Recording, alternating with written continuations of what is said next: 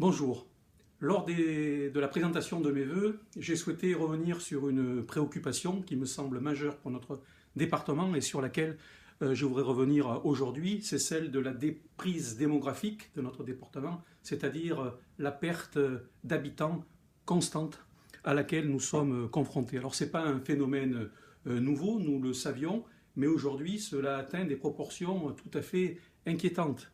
Le dernier recensement fait état des chiffres de 2014. Entre 2009 et 2014, c'est-à-dire durant ces 5 dernières années, nous avons perdu 1700 habitants, un peu plus même.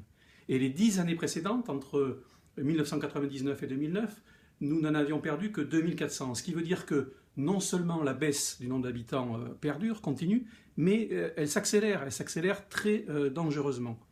Sur les 50 dernières années, si on regarde, le Cantal est le deuxième département qui a le plus perdu en nombre d'habitants. Il y en a 10 qui ont perdu des habitants. Le Cantal est deuxième derrière la Creuse. Nous avons perdu 15% de notre population en 50 ans. Et là où c'est un problème plus accentué qu'auparavant, c'est que c'est contraire à l'évolution démographique des ruralités de ce pays. Un des enseignements des recensements récents, c'est que la population française augmente, mais en proportion, elle augmente plus dans les ruralités qu'en zone urbaine.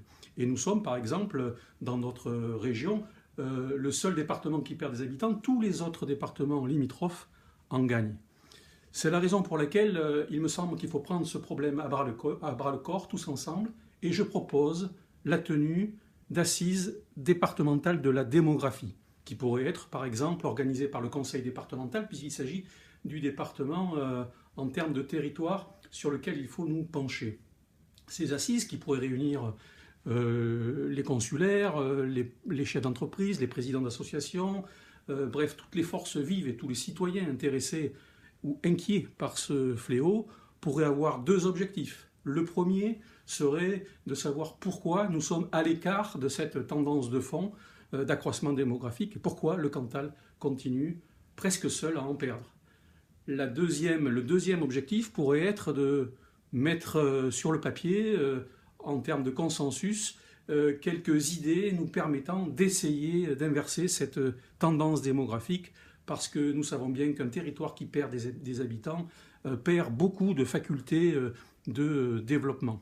Voilà donc l'idée que je propose, eu égard à la gravité de la situation, à son caractère un peu, je le répète, exceptionnel, pour qu'ensemble on puisse s'interroger sur ce phénomène. Je terminerai en disant qu'il ne s'agit pas pour moi, bien sûr, d'incriminer qui que ce soit sur cette situation. Cette situation, c'est un constat. S'il devait y avoir des responsabilités par rapport à cet état de fait, ces responsabilités seraient bien entendu partagées et collectives.